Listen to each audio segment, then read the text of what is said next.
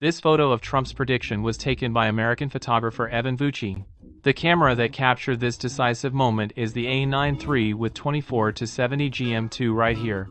Hello everyone, today's video is also riding on a recent hot topic. Let's talk about how this photo of Trump was actually taken, and why a photographer would choose the A9 III plus 24 to 70 GM2 combo. I believe you'll be quite interested in that. Before we start the video, I'd like to thank the supplier of this A9 III, Brothers Xiangting. Many thanks for getting this camera to me quickly. That's why today's video is possible. Actually, when Evan Vucci was taking this photo, especially after the first gunshot, his reaction was very quick. He also wore a GoPro to record a first-person view. You can see that at the moment of the prediction, Evan didn't hesitate much. He didn't think about taking cover. He just grabbed his camera and started burst shooting like this. You can hear the burst sound of the A9 III. It was constantly shooting in this state.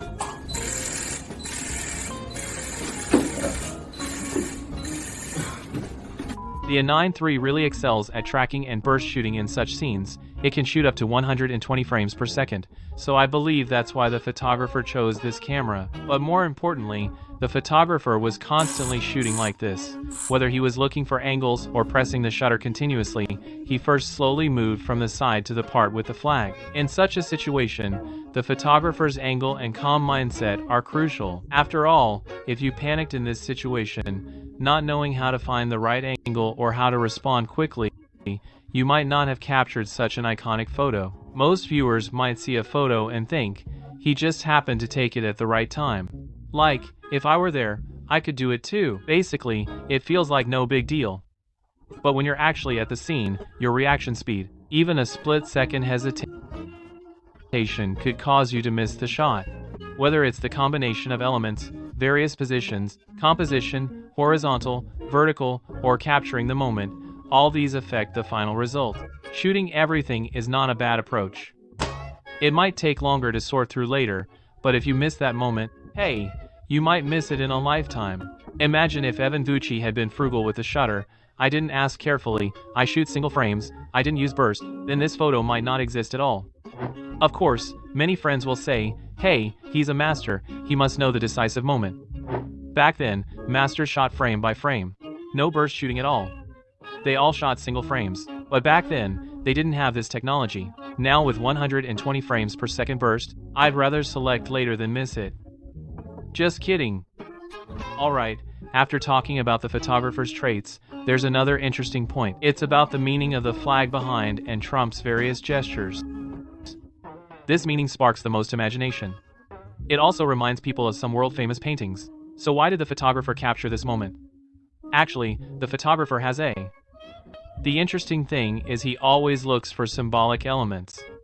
If the flag in the background was removed, this photo might just be a decent one, but nowhere near Pulitzer level.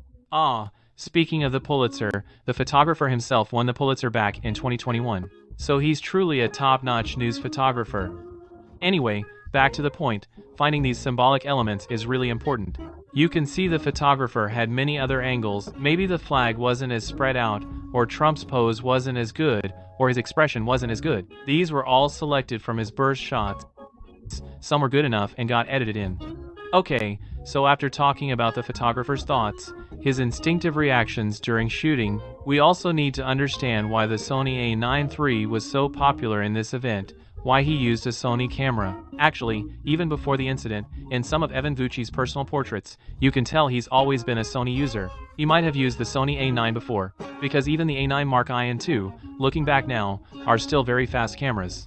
The A9 III builds on the A9 I and II, taking it a step further, capable of 24 megapixels per second at 120 frames per second burst.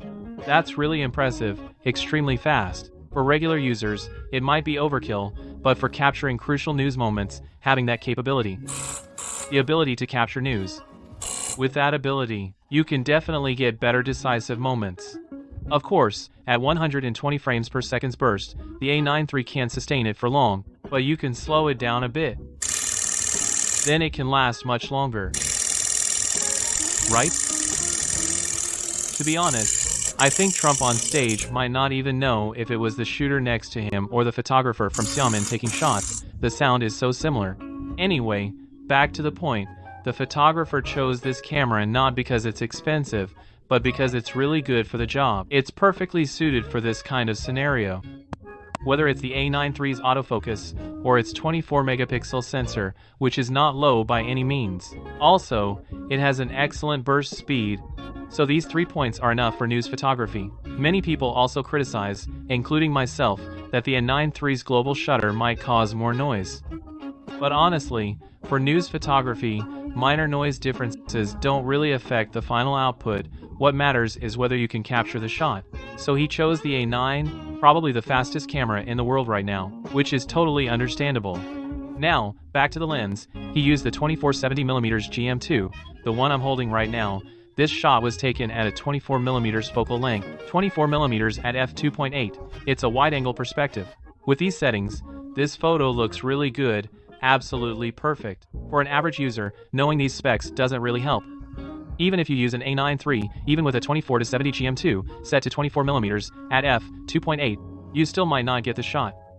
Actually, might not, it's basically impossible to capture that image if you weren't there. Being present is key. Then an average user might wonder, hey, why would a news photographer, a photographer with so many years of experience, still choose a 24-70mm zoom, which many avoid? Many enthusiasts look down on zoom lenses. They think primes are better. Primes do have better image quality. But if you work in photography regularly, or have done some projects, you know zooms are extremely handy. They might account for 50-90% of all shots. Primes may have better quality, but most of the time, it's not that critical. And modern zooms are good enough. The main difference is the aperture. In this scenario, a large aperture isn't necessarily good. It can even be a disadvantage. If he used a 24mm f1.4, the flag in the background would blur out. You'd lose that tension. So as a pro photographer, a 24-70 f2.8 is a great choice, no problem at all. And he picked one of the best 24-70 f2.8 zooms, the best camera with the best lens. I see no issue with that. If you have the budget, go ahead and buy them. There's nothing wrong with it. Buying them feels great. You use them right away. It makes you feel pumped for shooting. When it comes to the 24-70, many folks tend to dislike this range, but personally, when I shoot, I mostly use zooms too. My advice to many users is, if you really love photography and want to shoot a bit of everything, you must have a zoom lens. You can't say you'll only use primes. That drains your energy, it's very tiring to use. And you might miss moments while swapping. With a zoom, I think it's better. Much better. I believe Evan Vucci has a 24-70 f2.8 and likely also a 70-200 f2.8. That combo is very normal for a news photographer and extremely efficient. So whether you're an enthusiast or a professional, whether for video or photos, a 24-70 zoom is essential. The benefit of a zoom is you can capture the shot, and today's quality is good enough to take great pictures.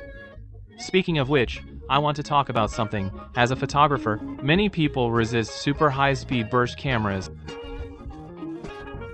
feeling they lack a certain touch. On the other hand, they highly praise the past, like the Magnum era. For example, when I shoot film frame by frame, I think they don't really understand the history of photography.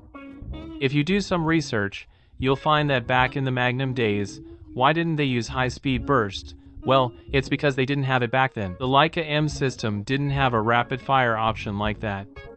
If it did, the camera would have been much bigger, possibly losing its portability. Nowadays, with mirrorless cameras out there, high-speed burst is absolutely an option that adds many possibilities to your shooting. I don't think there's any need to reject it.